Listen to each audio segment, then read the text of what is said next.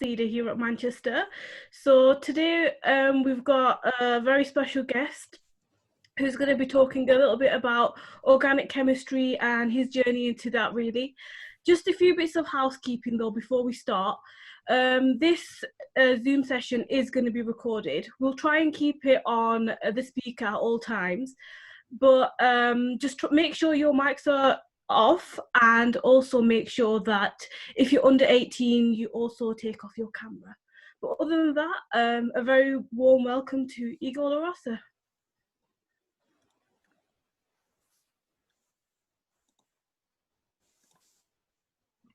All right. Good afternoon, everyone. I hope you can all see the slides. Right. So I would like to begin by thanking the Chemistry Society and PAST for organizing this great event. So you've made it really easy for me to participate. So thank you very much for that. Over the next few minutes, I'm going to give you a very brief overview of some aspects of organic chemistry, one of the big challenges in organic chemistry, and the research approach that we have taken in my group to tackle that challenge. As you may or may not know, organic chemistry deals with the study of the chemistry of carbon-containing compounds. So organic molecules are mainly made of carbon and hydrogen, bonded by electrons, and these elements provide the skeleton of the molecule. But they often contain other elements such as oxygen, nitrogen, sulfur. These elements provide functionality and reactivity, as in these three examples of amino acids, so the elementary components that make up the proteins in our bodies. Shown on top and on the bottom are two representations of each of these amino acids. Because carbon-hydrogen bonds are normally not interesting, and these drawings up here look too cluttered, we normally just draw organic molecules without the hydrogens, so that we can focus on the structure and the functionality. Organic molecules are everywhere, from the molecules that make up all living things, such as DNA, RNA, proteins, to medicines and other healthcare products. They can be found in plastics that have become an integral part of daily life, even in organic electronic materials, such as screens in probably most of your mobile phones. Now, most of these examples involve organic molecules that have been synthesized. But what does this really mean? So, in an ideal world, we would begin by identifying a medical or technological need. So, for example, this girl in this example has chickenpox. And maybe we want to make a medicine that will relieve the itchiness of the virus. So we would then have some scientists that are designing some suitable organic molecules to treat this girl. Then the molecules would be synthesized, it would be administered, and then everyone would be healthy and happy. But unfortunately, this ideal world does not really happen in reality. And this workflow breaks at different stages. And one important stage where this workflow flow breaks is at the stage of synthesizing the desired organic molecule that we have found that would cure that would address this challenge. So why is that? And so organic synthesis is a little bit like construction. So there are small buildings like a shed that can be made in a short period of time. And similarly, there are simple molecules such as diclofenac or paracetamol that are extremely easy to make. So these molecular sheds are commonly used as pain relievers, for example, these two. And the pharmaceutical industry loves molecules like this because they are very small and very easy and inexpensive to produce. However, just as buildings can get much more complex than a shed, so too can the structures of molecules. So this amazing church here in Barcelona, the Sagrada Familia, has been under construction for 138 years, and it's still ongoing. And similarly, this molecule here, which has shown promise as an antifungal agent, is slightly bigger than the two pain relievers that I showed you, but only this small increase in complexity already took a team of researchers, including me actually, 11 person years to complete.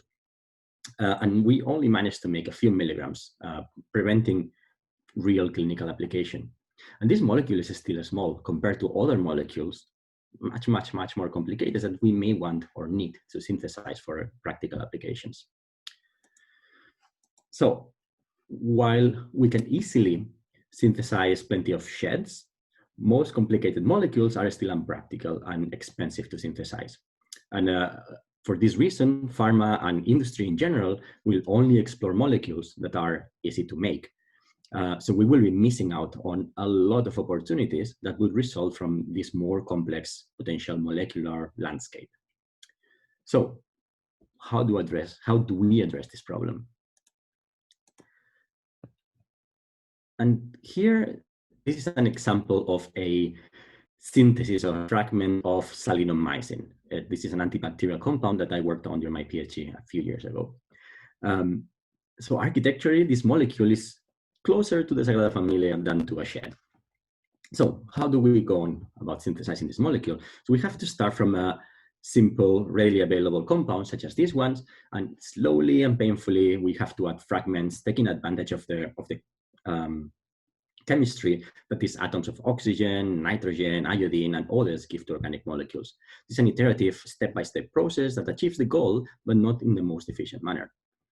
So unless this molecule here shows some incredible potency against bacteria, cancer, or other clinically relevant target, this route is not really practical for making useful quantities of this drug.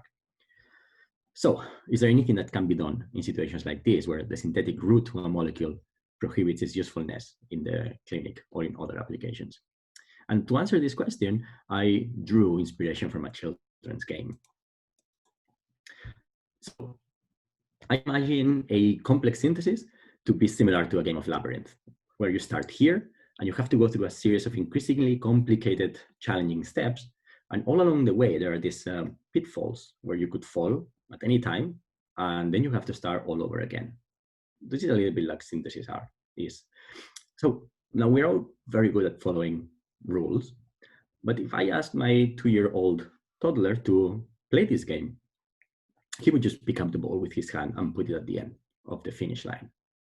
Problem solved. So this is exactly what we are trying to do in my group's research. Can we change the rules of organic chemistry to make synthesis a lot easier? So what if we could just move here and then jump the wall simply, and then jump around of this other wall, and then another jump, and we have reached the final desired molecule. So what does this mean with actual molecules? So let's look at an example. So this molecule is atazanavir. It's an antiretroviral that is currently used to treat and prevent HIV. Chemists have already developed an efficient synthetic route to this molecule. We know how to make it easily. But what if we suspected that by making a small modification, let's say here, such as introducing a phenyl ring at this position, we could improve the drug's efficiency or reduce its side effects?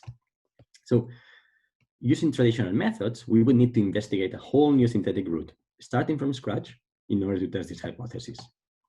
And this could take years. So in an attempt to change this, we are working on what is called carbon hydrogen or CH activation. So probably you are now used to seeing molecules drawn like this, but remember that we have all of these hydrogens that we are not drawing because they're normally unreactive. So in fact, for this molecule, for example, there are exactly 32 individual hydrogen atoms that we could choose from. So what if we had a tool that can just pick one of these carbon hydrogen bonds, can break it apart, what we call activate it, and then we can replace this hydrogen with the desired phenyl ring. If we could do this, then we could really easily explore all the modifications to this molecule in order to increase efficiency and explore many other properties. So there are two main challenges that stand in the way of this ideal vision. The first one is that carbon hydrogen bonds are very strong, and that's why they form part of the molecular skeleton of organic molecules. The second is of course, that there's so many of them that we will need very precise tools to choose just the one we want. So how do we do this? So how do we break the rules of organic chemistry? And breaking a carbon-hydrogen bond is a little bit like going around a mountain using this long circuitous route. You will eventually arrive on the other side, but it requires a lot of energy and time. So what do we do? To make this simple, what we could do is just to make a tunnel that goes to the mountain, and then we can really easily get through. And this is exactly what we can do with catalysts. So we all use catalysts to break the rules of organic chemistry in our daily lives. If you have a car or use a petrol-powered bus, an important component is a platinum catalyst. This catalyst is placed at the exhaust of your car and treats the toxic products of combustion to reduce their toxicity. Your bodies are full of enzymes. These are nature's catalysts. That they are organic molecules that are generally built around the metal, such as iron. And this one here, this is how the catalysts that I work with look like. They are essentially miniature versions of enzymes. So in order to break the rules of organic chemistry, we need to look at the rest of the periodic table. The catalysts that we use are based on elements called transition metals. And in my research, we developed new metal-based catalysts called, we developed new metal-based catalysts that are designed to break carbon-hydrogen bonds very efficiently. So we work with a large part of the periodic table, but with a special focus on ruthenium, palladium, silver, and gold. Our research approach involves examining in great detail how these metals break carbon-hydrogen bonds. And then we use this mechanistic understanding to design new, more reactive catalysts. We then study the new catalysts and new applications to synthesis, and we start all over again in successive loops, generating increasingly active and efficient catalysts. So there are a number of technologies that are essential to our work of discovery and synthesis. For example, nuclear magnetic resonance, or NMR, allows us to study molecules and see all the hydrogens and carbons and several other elements that are present in that molecule. So this is how hydrogen NMR spectra look like, and in particular, spectrum give us information on the chemical environment of each particular type of hydrogen that we have in a molecule. We also rely on high pressure liquid chromatography, HPLC, and gas chromatography, GC. These instruments allow us to analyze mixtures of compounds and measure and identify substances. So, and importantly, to carry out kinetic analysis where we can follow how fast a reaction progresses.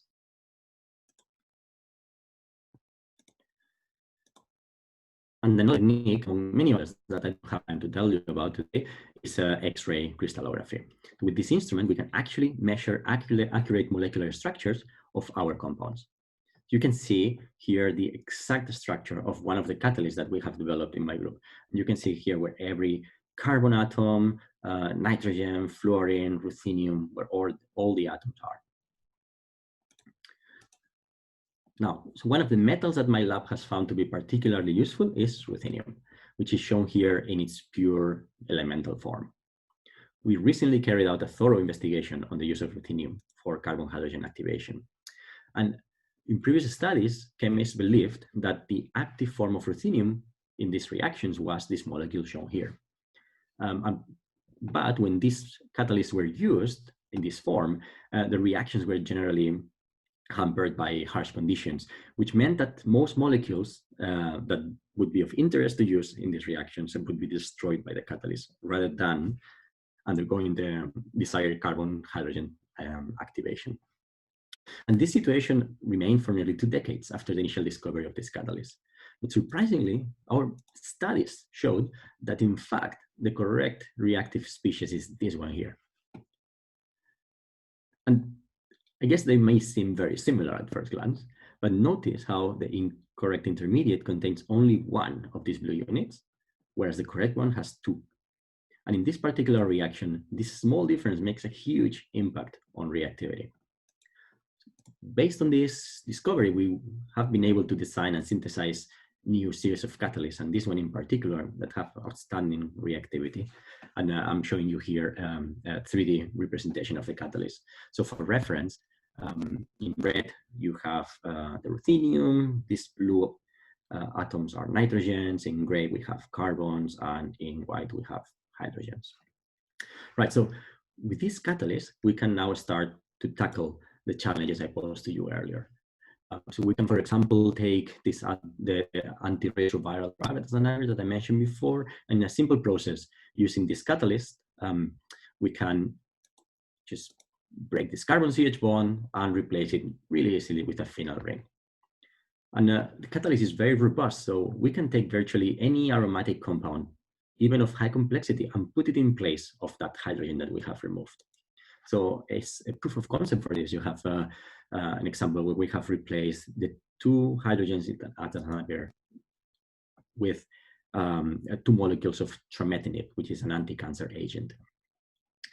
So in addition to tazanavir, with this ruthenium catalyst, you can now target the CH bonds on a wide variety of molecules, including many other pre-existing drugs. So it allows us to selectively pick out one carbon hydrogen bond out of all the ones in the molecules and replace it with any coupling partners that we provide. And here you can see a few examples again of fairly complex molecules that can be built very easily with this catalyst.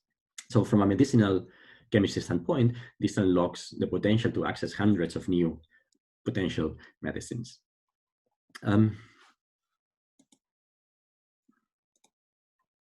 Right, so over the last few years, we have been working on developing a growing toolbox of this type of catalyst. So each of them has their unique selectivity and reactivity towards specific types of carbon-hydrogen bonds. And eventually the aim is to be able to build a complete toolbox with all sorts of tools that will allow us to modify any carbon-hydrogen bond on any molecule with any new functionality that we want to put in there.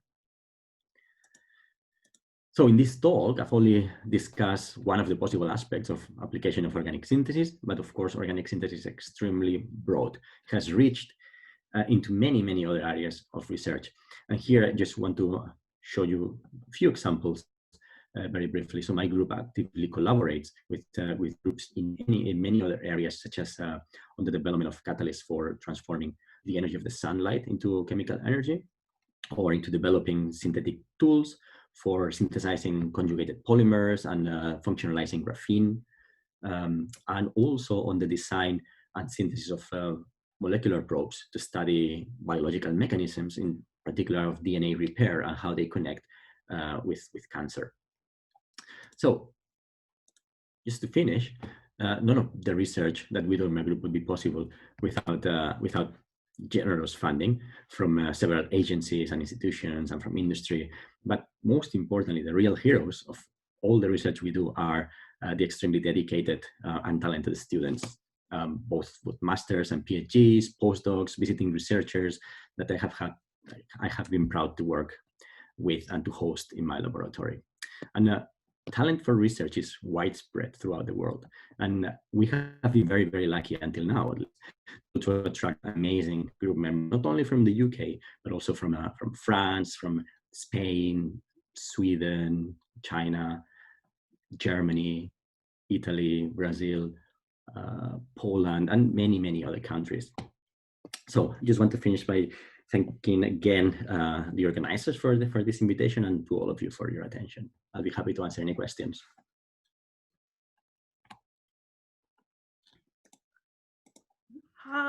That was really interesting. I definitely learned a lot. We just got one question come through. What made you decide organic chemistry over other branches of chemistry?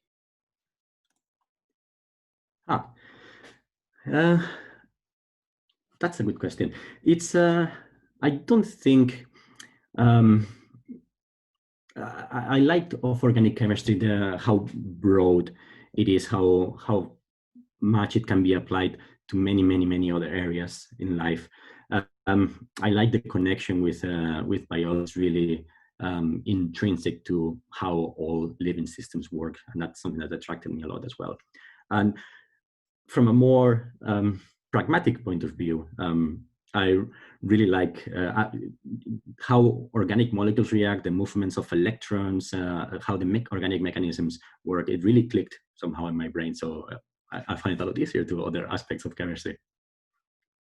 And like, you spoke a lot about current research. Where do you think it'll go in the future? Like, do you have any idea where it could end up? As I briefly touched on, the idea, I think, would be at some point to really have developed enough highly precise tools that you could tackle any complex synthesis that you want. If we are able to develop those tools, you could potentially start thinking about the future where organic synthesis can be easily automatized. And if we have that power, the amount of practical applications and scientific challenges that we could address would be really spectacular. So that's where we hope to be one day. Yeah. We've got some questions from the audience. We've got one that said, how can one forecast the steric effects on the compound's reactivity when adding parts to the asymmetric molecules?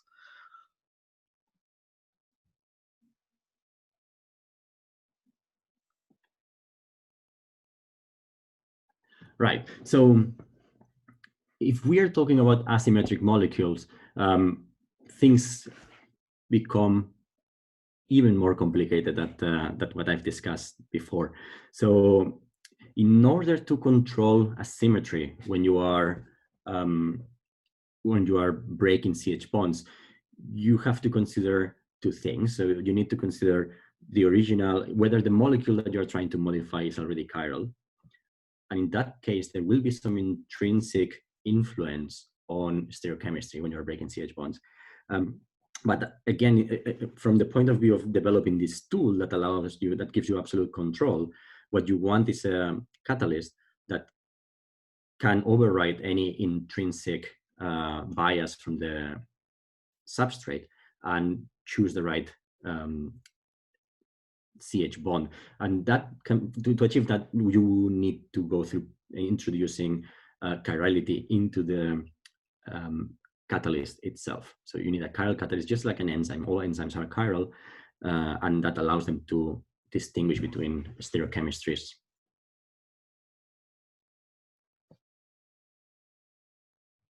Perfect. I like that answer. We've just got another one from the audience.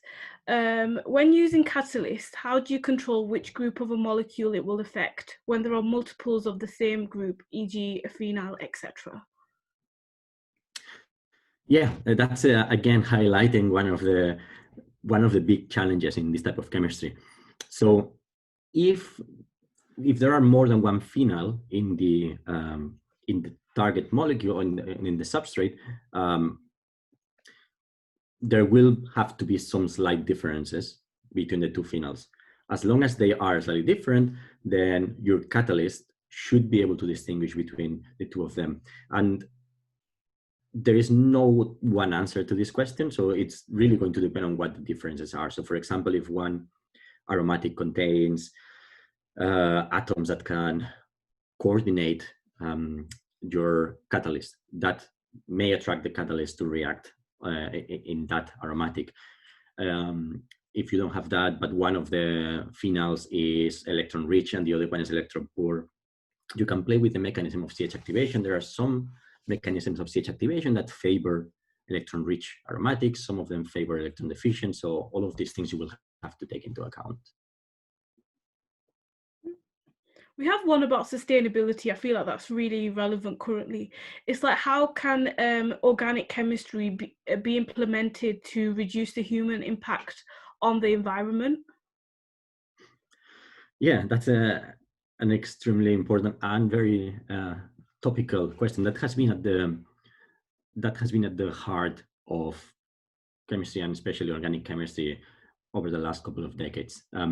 Many of the processes that we are trying to develop are one of the objectives, one of the key objectives, is to reduce the how long it takes to make a molecule. And this how long, it's not only affecting time, but affecting the amount of resources that you need to dedicate to make that molecule. So if you need 10 synthetic steps, you need to think that every synthetic step is going to require a number of chemicals, high energy reagents that you will have to have generated and then consume, and that's wasted energy, solvents that you will need for purification of every single step. This has huge impacts on sustainability.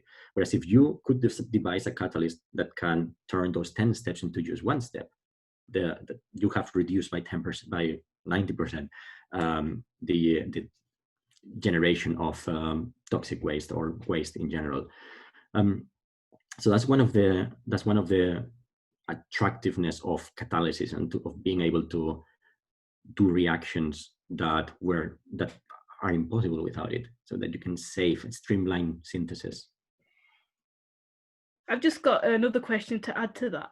You spoke about how it's been something of interest for the past 40 years. How do you think this field's progressed in those 40 years? There has been a lot of progress at different areas, and it has come through different pressures. Some of them through government regulation. I think government regulation is extremely important to end up in a sustainable world, because at the end of the day, industrial applications of chemistry, which is the greatest part of chemistry use in the world, will always be based on cost efficiency. So if you don't tax, for example, bad practices, companies are going to make whatever it makes more money, and you can't blame them for that. It makes sense. So you need to create the platform and the incentives so that everyone does the right thing, let's say. I think that's, and in that sense, probably going back to answering your question, I think a lot of developments have been on how to deal with chemical waste, what to do with it, what type of chemical waste is allowed, which one is not, what type of solvents can be used, which solvents damage the ozone layer and should never be used, things like this. I think that there's been a lot of progress in that, and there's still a lot to be done. Yeah. We've got another one from the audience. It's about how your particular research that you discussed, how do you think it'll be implemented in the future in healthcare in terms of drug treatment? So this research, of course, is one part of a huge chain, right? But so I think the applications that I can see are twofold. So on one hand, as I just mentioned, you could use, once you know a drug is really useful and you want to make it in large scale, you could use this type of technologies to dramatically streamline and reduce the length of a synthesis. But at a smaller scale, at the medicinal chemistry and discovery side, I think one of the powers of this type of techniques is that you can so in medicinal chemistry or in that drug discovery, you scan lots of compounds for particular activity, and then you will find something. You find one compound that has some activity in the area that you're looking for. And then a really long process starts where you have to make analogs of those compounds, and that requires a lot of synthetic effort. So this type of CH activation tools, what they allow you is to take directly that one compound, that one lead that you have, and directly modify it. And so you can much more easily explore a vast amount of analogs and just explore all the chemical space around that original lead without having to start from scratch every time to synthesize new derivatives. And we've got another one that's related to sustainability, about how easy do these catalysts regenerate after you've used them?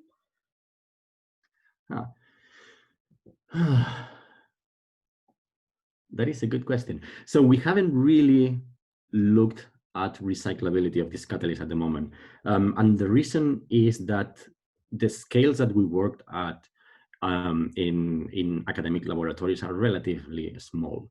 And in order to do good recyclability studies, you need to start working with quite large amounts. And we just don't have the facilities to do it at the moment in my group. So, but that would be something that we would do in collaboration with other groups or with industry when necessary. Someone asked about using this technology in DNA repair. Do you think it could potentially be able to fix genetic mutations at some point? So it could like treat genetic illnesses such as sickle cell anemia and that sort of thing? Oof, we're getting very far from my area of expertise here. Maybe, but it would be dependent on other very capable researchers that would be able to use molecules made with these tools. So the tools themselves, so this catalyst will not be able to go into your cells and repair your DNA, but they may be able to be used. They may be able to make the molecules that they will eventually be used as enzyme inhibitors that are involved in some key aspects of DNA repair or things like this. Thank you, Doctor. Thank you, Professor Larrosa. There is another question. Are you investigating on other possible elements that than the other ones you have mentioned for catalysis? And further, can you please elaborate a bit more on metal-free catalysis? Yes. So essentially, I would say that organic chemists are not limited to carbon, hydrogen, oxygen, nitrogen. I think the message for me is the periodic table is really our playground. And we have studied a lot more the metals I mentioned, and those are the ones where we are, I wouldn't say comfortable, but we're capable of making predictions in some aspects of the reactivity.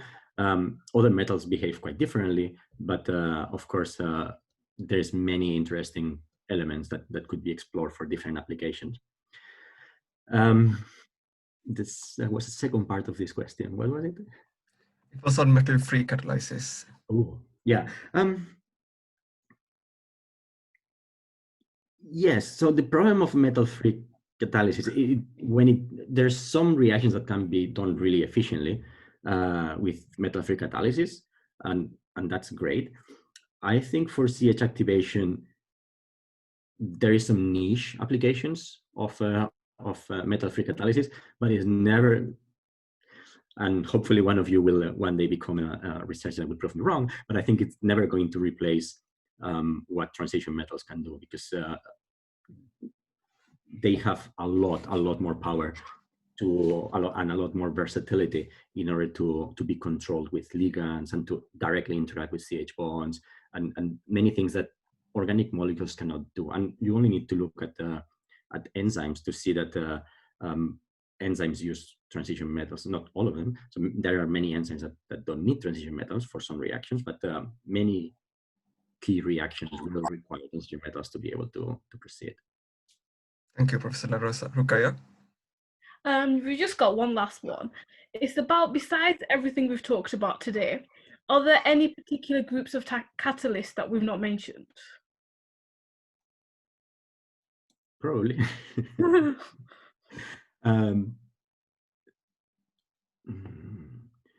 So, well, there are many types of catalysts I have not mentioned. Yes, I've only mentioned a very small fraction of them.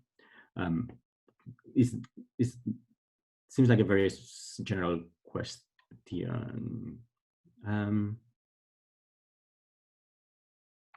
The person that made this question, do you want to specify it more what you're after?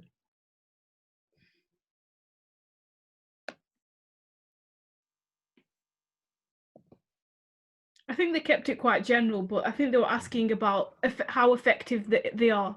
So beyond transition metals, are there any particularly effective ones that stand out? You could also think of using other metals that are not transition metals, and there are a number of groups that are studying how to use alkali metals, for example. Traditionally, those have been used stoichiometrically, which is not ideal, but there are some groups studying how to use them catalytically, and that is also very, very interesting. You could potentially modulate the reactivity of those metals by having the right ligand system on them, and that's from the scientific point of view, that's very, very exciting as well. Thank you, Professor Larrosa. Another question, what kind of group projects can third-year chemists at University of Manchester expect by choosing organic chemistry? What kind of, what, sorry? What type of research projects for third year? Ooh. I think in Manchester, the organic projects are extremely broad. So we have research groups that do synthesis of compounds. So the projects would be how to apply current synthetic knowledge into developing a new synthesis. So that would be similar to that slide I showed you with the long synthetic route to a target. So how do you use the knowledge that we already have, the collective chemistry knowledge, to make this molecule? So that's one typical project. In my group and a few others, you would be studying how to develop new catalysts to develop these tools for synthesis. There are groups that are studying how to make the building blocks of molecular machines. There are groups that are studying how an area called mechanochemistry, which is how physical forces can actually be used to get reactions to proceed or not. There are organic groups that are at the interface with biology, so they are studying how enzymes work. There are organic groups in the interface with physical chemistry. So there would be the projects would be focused on developing a really good understanding of a particular organic process, either using kinetics or other physical chemistry tools. And I'm sure I've only done a fraction of all the possible organic projects in Manchester. Thank you very much, Professor Larrosa. Another question. It says you are a member of 2D. And can you elaborate a bit more on this research program? A member of 2D, a research program. 2D Health. Is that it? Yeah. So that's a really exciting program. It's multidisciplinary across the university. So there's groups in different schools, from medicine to biology, materials, and chemistry, and it's focused on materials such as graphene, which, as you may know, was discovered in Manchester, and other 2D materials that have been discovered since. So these are materials that are just a single layer of atoms, and they have very, very interesting properties. And this 2D Health grant, so what we are trying to study is how we can use these 2D materials in different, quite broad and different aspects of healthcare, from the development of nano or micro sensors that can go inside the body and give you information on what's going on, from their potential use as drug delivery vehicles, so where you would load them with a particular drug, and then instead of going in all the body, which often that's related to side effects that drugs give you, we are studying how they could be targeted directly to the part of the body that needs the drug to reach there, and a few other applications. So that's encompassing this 2D Health project. We have a question about homogeneous catalysts and heterogeneous catalysts.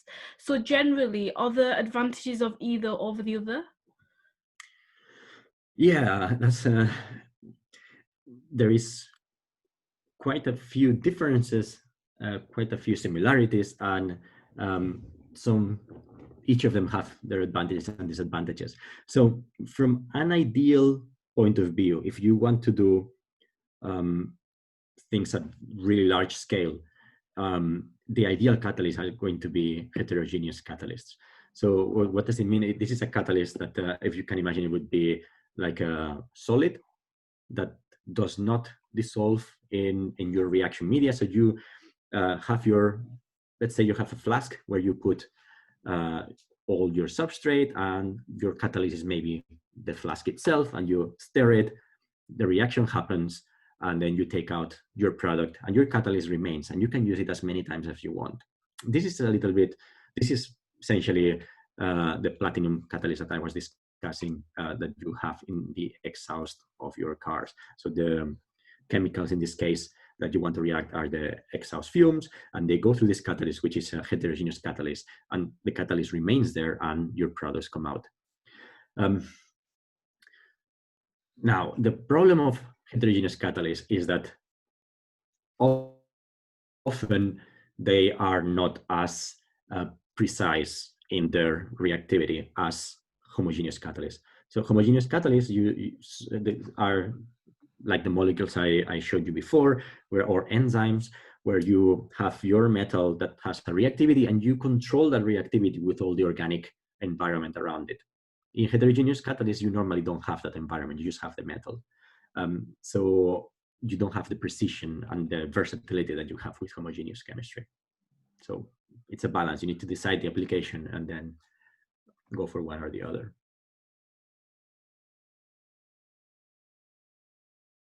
And what about, this is more of a general question. So how do chemists determine the exact conditions for a certain mechanism? Is it through like experimenting multiple times, or is there a certain method that you go by? Yes. So both. Yeah. So it's, and each scientist or each group of scientists will have slightly different approaches. The approach that we like is very much mechanistic based. So we really want to understand how something works. And then our argument is that once you know how something works, you can then think on how to improve it.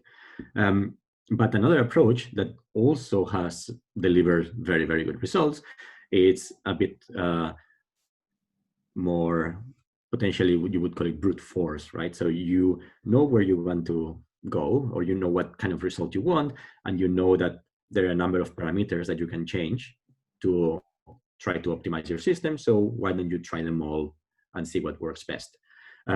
So again, each approach has its advantages and disadvantages, and ideally you would want to have a combination of both. So some things are easy to explore and try, and then you get the results quickly, and some other things are so vast that if you were just exploring them randomly, it would take you the whole lifetime of the universe. So then you need to understand what's going on in order to just explore the right things.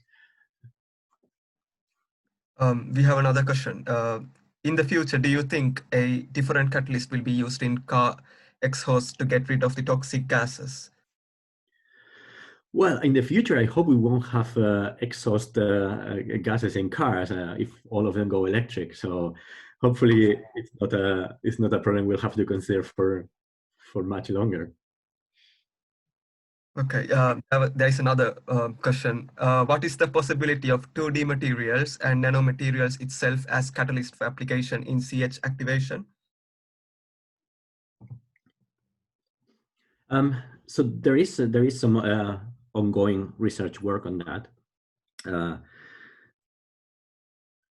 And so I think so. Some of the, I think 2D materials, they have quite broad different types of properties, but so you can use them, for example, as an environment around your transition metal, and that will alter the properties of the transition metal. And you can exploit that to catalyze types of reactions that are difficult to do otherwise. Other aspects of 2D materials is when they have photochemical properties, so where they could interact with the light of the sun, for example, and take the energy that comes from that light, and then give it back to a molecule on the surface of the material in the form of chemical energy. And that again allows to catalyze some types of reactions. So there are quite a few areas where you could explore, and people are exploring the use of 2D materials as catalysts. Thank you very much, Professor Larrosa. I think Paige has a question. Paige? Yeah, so as a lot of us know, organic chemistry is probably the most popular area of chemistry, and it's so broad. But do you have any tips for any budding organic chemists? At which level? Possibly from any level, from A-level, university, postgrad. Okay. So for me, I'd say, I think you will see there is a theme in all my comments. For me, the thing that makes organic chemistry have sense is how it works, the mechanisms, how the electrons move. And it's really all about movements of electrons. So the electrons determine what bonds are made. They determine how fast a bond can be made or how slow a bond can ever be made or not. So I think organic chemists over the last century, they've been really, really good at creating this model of how electrons move and how to explain how molecules react. And it's not a perfect model. It has some deficiency. It doesn't explain all the results, but it works really well very often. And I think the advice that makes most sense, the intrinsic thing that you always need to master in organic chemistry, is to understand how those electrons move. Once you know that, you may not know the mechanism of a reaction, but you could probably propose one that makes sense.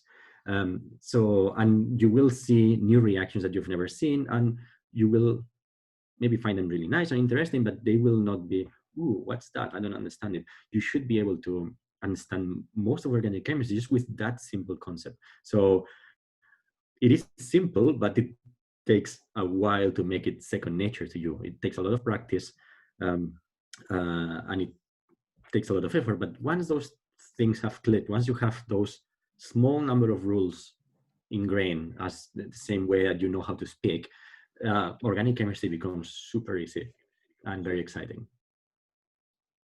Just to end on a final question, it's about graphene, so it's extra relevant to Manchester. It's that graphene has a very large surface area ratio. Will this be helpful in reducing the economic costs of it replacing catalysts?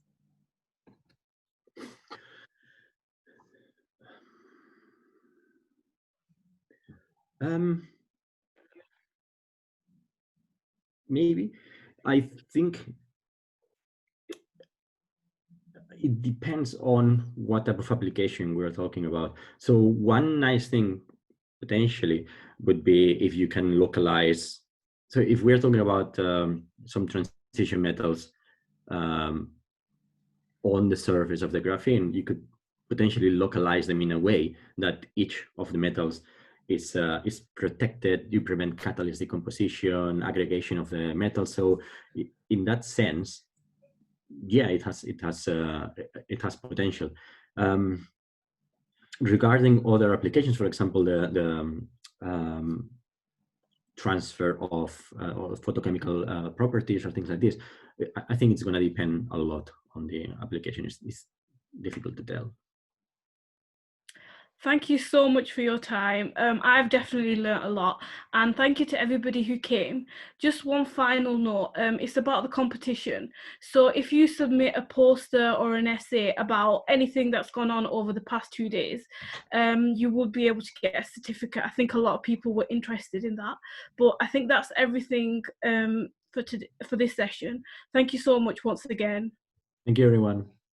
Thank you so much, Professor Larrosa.